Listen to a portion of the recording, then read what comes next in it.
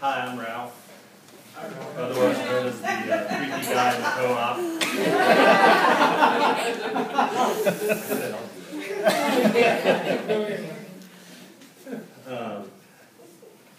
In 2010, I published a book called If Trouble Don't Kill Me. And no, the guy on the cover is not Barney Fife. That's my great uncle. Although if I had written an Andy Griffith saga, it probably would have sold a lot better than this did, especially in Roanoke. But I wrote a book about my grandfather and his twin brother and their exploits from growing up hard in the backwaters of Patrick County, Virginia, and how music led them out of it and led them to the big music mecca of Roanoke, Virginia, and the radio, and how things were going great until a little thing called World War II broke up the band. But in the meantime, Roanoke was the highlight of their lives, especially their performing lives. And I'm going to read two very brief sections from my book. And the first one is how my grandfather, whose name was Clayton, and his twin brother's name was Saford. So there are a couple of country names, if you've ever heard of Clayton and Saford.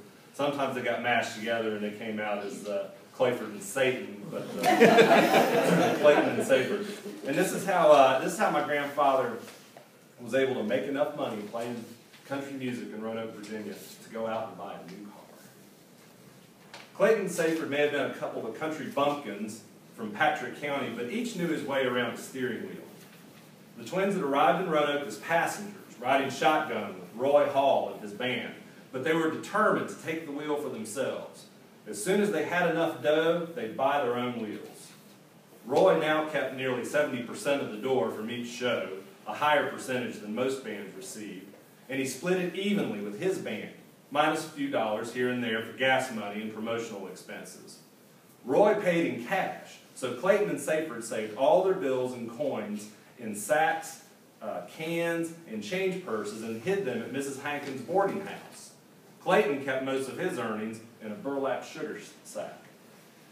After one particularly lucrative gig at a fairgrounds on the twins' home turf of Mount Airy, North Carolina, 50 years later the brothers would recall that they each took $600 back to Roanoke from that jamboree. Clayton's sugar sack was almost too heavy to tote.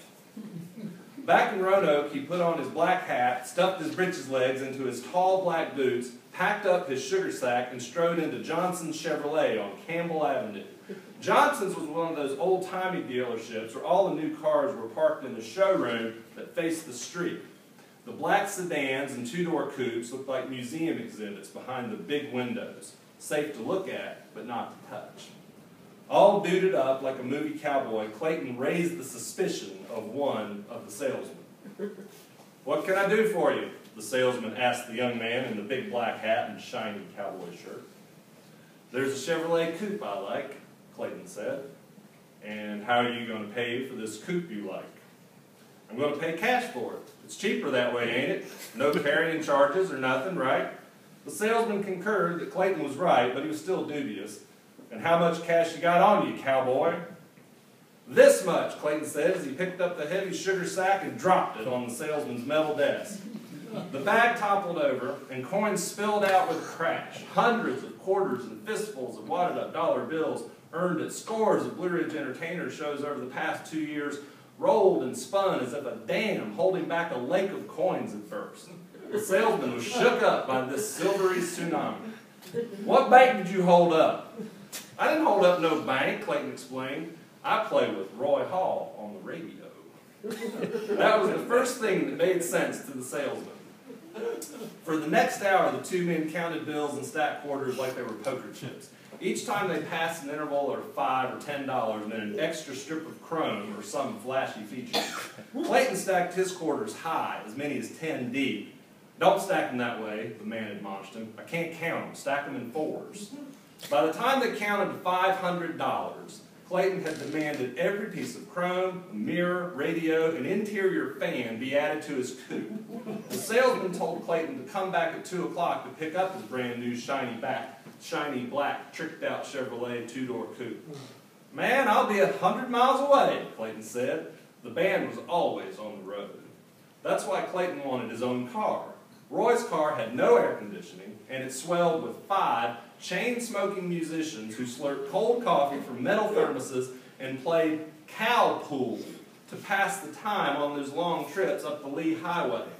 Now, the object of cow pool was to see who could count the most cars that passed by on a player's side of the car. I tell you, I'm going to win this time. Good old Bill Brown. He was the Doughbird player. He used to cackle as he tallied up his points by the herdful. A player lost all his points when the car passed a graveyard on his side. That also often happened to Bill. Oh, I knew I was going to lose all my points. Clayton was ready to take a ride in the front seat, and for the first time he was going to be independent. Music had just bought him a sleek new car. That old 5-string banjo was worth its weight in quarters. And so how did they make all this money, you might ask? Well, I played on WDBJ radio. You all know about WDBJ TV, Channel 7, which used to be called your hometown station, but is now in the digital age your hometown news leader. But before there was WDBJ television, there was WDBJ radio. But one thing never changed at either radio or TV. The host of the radio program was Cousin Irving Sharp, who anybody who's lived in Roanoke, more than 20 years, which, some in this crowd have, I have to say, remember Cousin Irving. But before there was Cousin Irving on the top of the morning show on WDBJ TV, there was Cousin Irving hosting the Roy Hall radio show on WDBJ radio, where the programs were sponsored by the local Dr. Pepper bottling company, and every morning when the band would do their radio show, playing the hillbilly hits of the day, and Jonah, it was kind of like the indie folk rock of its day.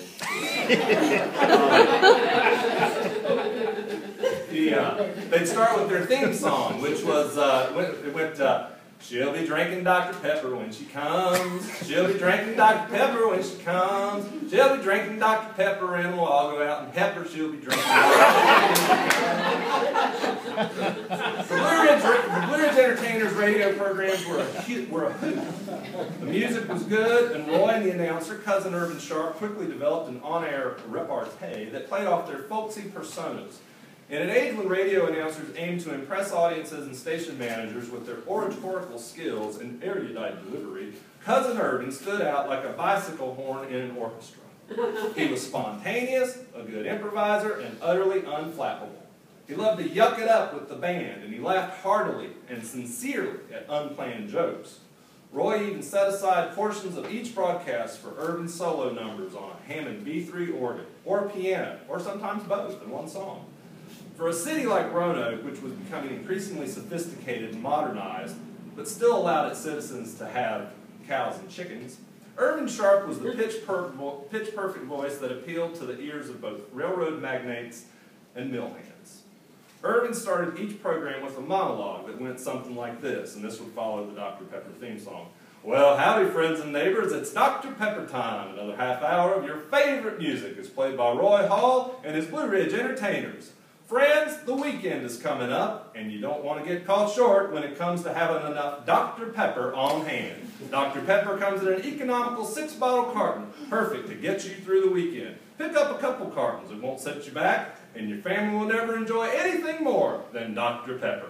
It's refreshing, and with its pure blend of fruit juices, it'll keep you wide awake and alert through whatever you've got planned. Remember, friends, Dr. Pepper, it's good for life. Dr. Pepper time starting out with Cotton Eye Joe, that's Saford on the fiddle, let her go, boys, let her go, and off they went. They drove swiftly through a set, following the same pattern each day, a fiddle tune, Roy's featured solo, a duet by Clayton and Saford, a spiritual number, Irving Spotlight, a recitation of upcoming show dates, pausing long enough here and there to sling Dr. Pepper like it was snake oil. Uncle Roy, tell the good folks how Dr. Pepper is the perfect weekend drink, Irving would say. Well, cousin, they can pick up a handy carton today, and then one tomorrow, and it'll only set them back 4 bits, Roy would summarize. And they never had a problem filling airtime. If a set list came up a little bit short, the engineer would give the signal to stretch the program by moving his hands forward as if he was pulling a piece of taffy. What are you doing in there, Robert? Irving would say to the engineer on air. You look like you're pulling molasses. Irving, knowing his cue, would then pick up a sheet of Dr. Pepper facts. and read them with Roy like they were reciting a call and response church liturgy. Irving, we'd like to say to our little buddies that it'll be Dr. Pepper time again tomorrow, same time. Roy, it sure will, and I'd like to say to those little buddies that Dr. Pepper is good for life. And I'd like to say to those little buddies' mothers and fathers that they never have to worry about giving Dr. Pepper to their children because they'll enjoy it, and besides that, it's good for them. The equivalent of Dr. Pepper is equal to 3 1/4 ounces of pure orange juice. Dr. Pepper is a blend of pure fruit juices, and you know how good pure fruit juices are for you. It has a lemon base. They wrapped up every broadcast with a fast break chorus of Take Me Back to the Blue Ridge Mountains. Take me back to the Blue Ridge Mountains, where I long to live and die. Take me back to the Blue Ridge Mountains, to that wonderful home in the sky. Thank you all very much.